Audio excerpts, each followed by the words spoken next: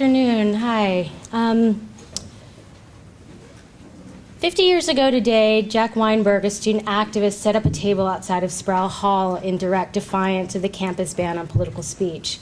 What followed is, of course, well known. A campus police car drove into the middle of the plaza to arrest Weinberg. Students surrounded the vehicle and for the next 33 hours occupied Sproul Plaza. Mario Savio climbed atop the car and gave a powerful speech, and the free speech movement was born. Yay! What perhaps is not so well known about this moment is that Jack Weinberg was the head of UC Berkeley's CORE chapter. CORE, the Congress of Racial Equality, was a frontline civil rights organization that, along with SNCC, the Student Nonviolent Coordinating Committee, had organized the massive black voter registration and education effort in Mississippi that year, known as Freedom Summer. Weinberg, Savio, and numerous other campus activists had joined more than 800 other students from around the nation, mostly white, mostly northern, and lived, worked, and organized side by side with Southern African Americans against the Jim Crow apartheid system. And Freedom Summer was no easy task. It witnessed the murder of 4 summer volunteers by Klansmen, more than 80 people beaten by police as well as by citizens, including Savio, and hundreds arrested, and scores of homes, businesses, and churches bombed. When Savio, Weinberg, and others returned to campus in the fall of 1964, galvanized and also sobered by their experiences, they were eager to continue the struggle and to recruit others to join in the fight for racial justice. But instead, they found an administration who, in Savio's words, were, quote, out of touch. And here I'm going to quote Savio, Mario Savio. Here, Berkeley and Cal campus was one of the main outlets in the free part of the country for recruiting people to go down there to the South. And it seemed outrageous that the university would presume to cut this off, because the Southern freedom struggle was the most important thing going on in the country. If the university could throttle politics on the campus, then in the spirit of which side are you on, they are saying, we are on the same side as the state of Mississippi. It would be shameful not to stand up.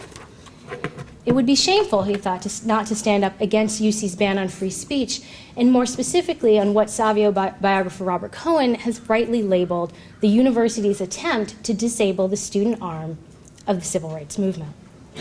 So I begin my comments here because I want to remind us that the legacy of the free speech movement is the legacy of Freedom Summer, that the free speech movement and civil rights are inseparable, and that the free speech movement could not have happened without student commitment to issues of social justice, both on and beyond campus. So 50 years later, where are we now? And this is what we've all been tasked to address. What is the legacy not just of free speech on this campus, but civil rights, integration, and racial justice? It is an inescapable truth that since the passage of Proposition 209, the so-called California Civil Rights Initiative that ended affirmative action in this state, the University of California has failed the legacy of the free speech movement.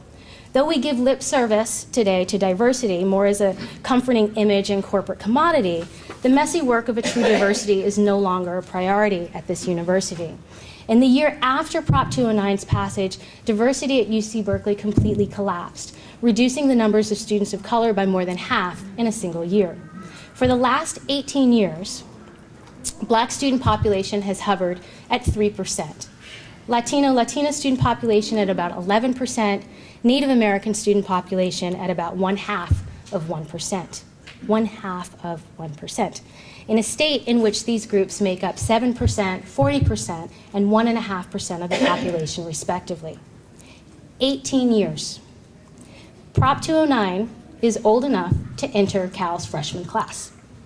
What that means is that these numbers, evidence of an American legacy of racism and discrimination in education, are seen no longer as constituting a crisis. But like the shocking rise of tuition, this situation has become the new normal. We can no longer delude ourselves into believing that the university has the will or commitment or imagination to honor the civil rights legacies of the free speech movement, namely representation and integration. It has instead fallen silent. So what are the ways in which we see this complacency manifest? If we look to the 2014 UC Office of the President Campus Climate Report, we see that students of color, and African American students in particular, reported the lowest feelings of respect on campus, something that those of us who work with students of color hear every day and didn't necessarily need a report to confirm. This is easy to see in terms of a persistent hostile racial climate, micro and macro aggressions both within and outside of the classroom, and general feelings of anti-Blackness.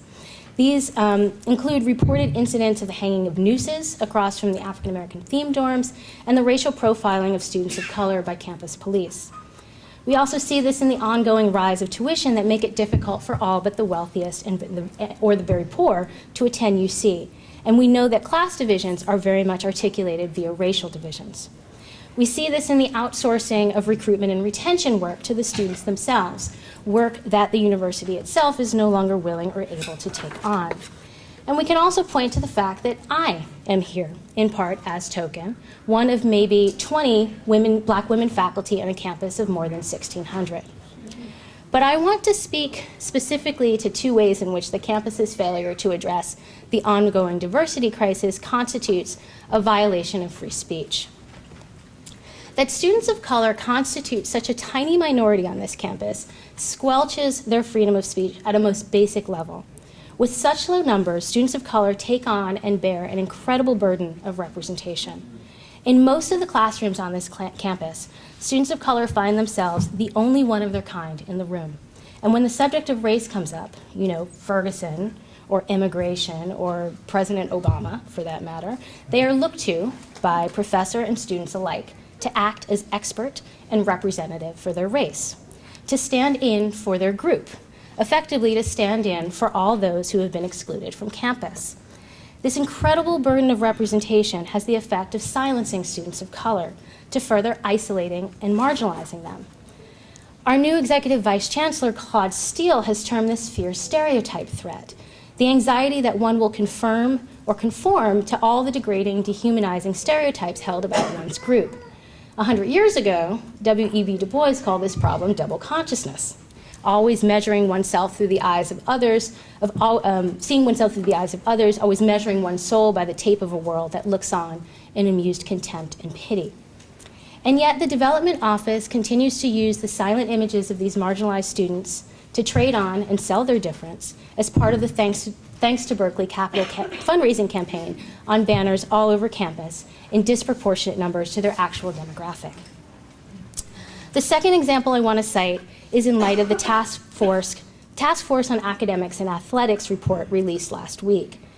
In conversations with student athletes and through this task force, a number of student athletes have told myself and other faculty that they are instructed by coaches and other athletic staff not to do anything which might jeopardize their eligibility.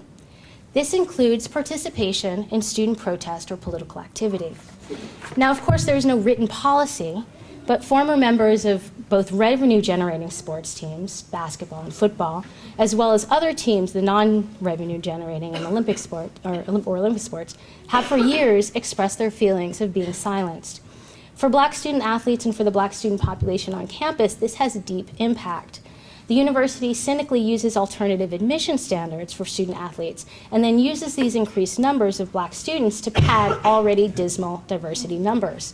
By placing unspoken restrictions on the free speech of student athletes in favor of their eligibility, these students are effectively isolated from the larger student body, further marginalizing an already diminished population. So the cost of playing sports for Cal while Black is silence. I want to conclude by returning to Mario Savio and the legacy of the movement. Savio spent the spring of 1964 protesting discriminatory hiring practices in San Francisco hotels. He spent the summer of 1964 living and organizing against racial injustice in the Deep South.